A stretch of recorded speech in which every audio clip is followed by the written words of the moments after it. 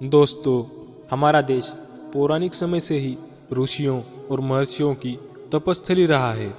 हिंदू धर्म ग्रंथों में कई ऐसे ऋषियों और महर्षियों का वर्णन मिलता है जिन्होंने अपने तपोबल से मानव जाति के कल्याण के लिए कई तरह के काम किए हैं।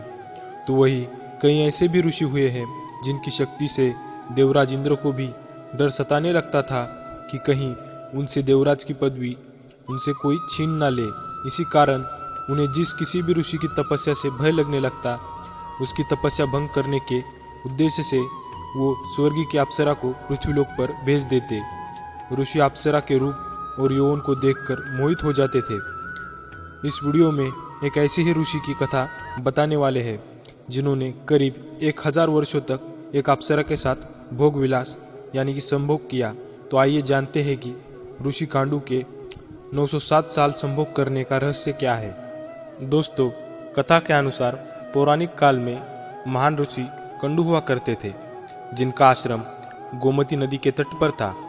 एक बार की बात है, ऋषि कंडू ने घोर तपस्या करना शुरू किया। वो तपस्या में इतना लीन हो गए कि उन्हें किसी भी चीज का आभास ही नहीं होता था। इस तरह ऋषि को तपस्या में लीन देखकर देवराज इंद्र हमेशा की तरह घबरा गए। उन्हें यह डर सताने लगा कि कहीं ऋषि कंडू उनका स्वर्ग का सिंहासन छीन ना ले।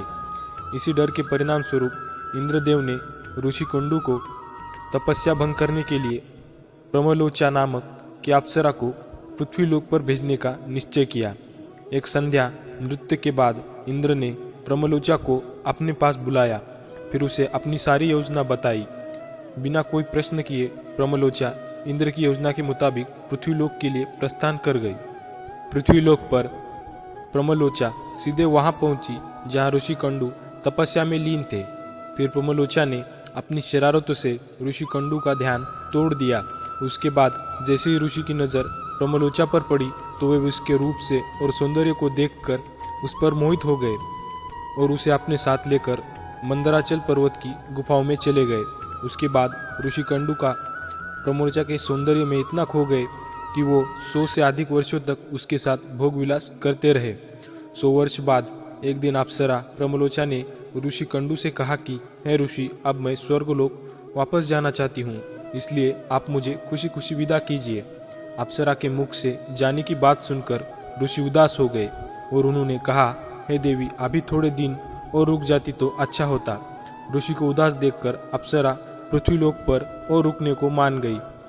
फिर ऋषि कंडू ने अगले 100 वर्षों तक उसी गुफा में अप्सरा के साथ भोग विलास किया। फिर 100 वर्ष बाद एक दिन प्रमलोचा ने ऋषि कंडू से कहा कि हे मुनि, मुझे पृथ्वीलोक पर आए बहुत समय हो गया है, अब तो आप मुझे स्वर्गलोक जाने की आज्ञा दे। ऋषि कंडू उसकी बात सुनकर फिर व्यतीत हो गए।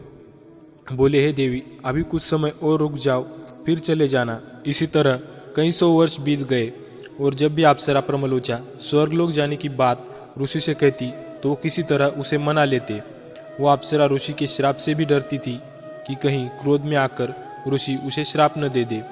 उधर महर्षि के काम वासना में लिप्त होने से अप्सरा के प्रति उनका प्रेम नित्य बढ़ता ही जा रहा था।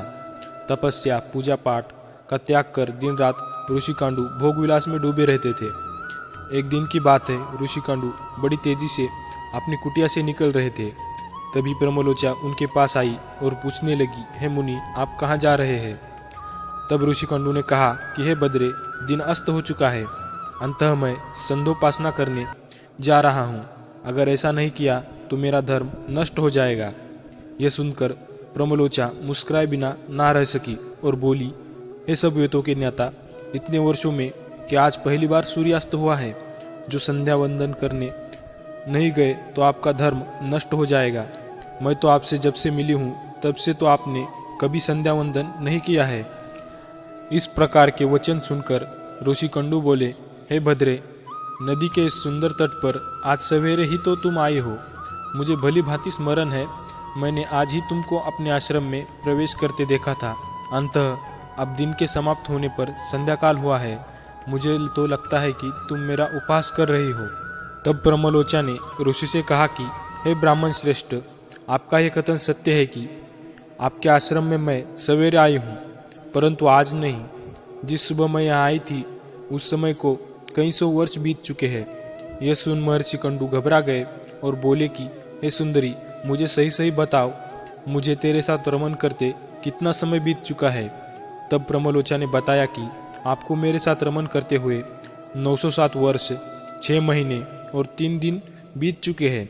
यह सुनकर ऋषि कंडू हैरान हो गए और बोले, हे प्रिय, क्या तुम सत्य कह रहे हो या फिर मेरे साथ कोई मजाक कर रहे हो?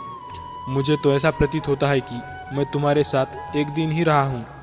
तब प्रमलोचा बोली कि हे ब्राह्मण, मैं आपसे झूठ कैसे बोल सकती हूँ, वो भी उस समय जब आप अपने धर्म मार्ग का अनुसरण करने के लिए तत्पर होकर मुझसे पूछ रहे हो। फिर प्रमलोचा कहती है कि मैं यहाँ किसी के कहने से आई थी।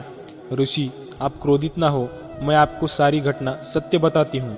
परंतु हे ऋषि, मेरा इसमें कोई दोष नहीं है, इसलिए मुझे क्षमा कर दीजिएगा। तब ऋषि कंडू ने कहा कि जल्दी बताओ, तुम्हें यहाँ किसने भेजा था? तब प्रमलोचा ने कहा कि आपकी तपस्या से देवराज इंद्र को डर लगने लगा था और उन्होंने ही आपकी तपस्या भंग करने के लिए मुझे यहाँ भेजा था। प्रमलोचा के मुख से ऐसे वाक्य सुनकर ऋषि कंडू व्याकुल हो गए और बोले कि धिक्कार है मुझ पर, मेरा धर्म नष्ट हो गया। एक स्त्री ने मेरी बुद्धि को भ्रष्ट कर दिया। इस स्त्री के संग से मेरा समस्त जीवन का तप नष्ट हो गया।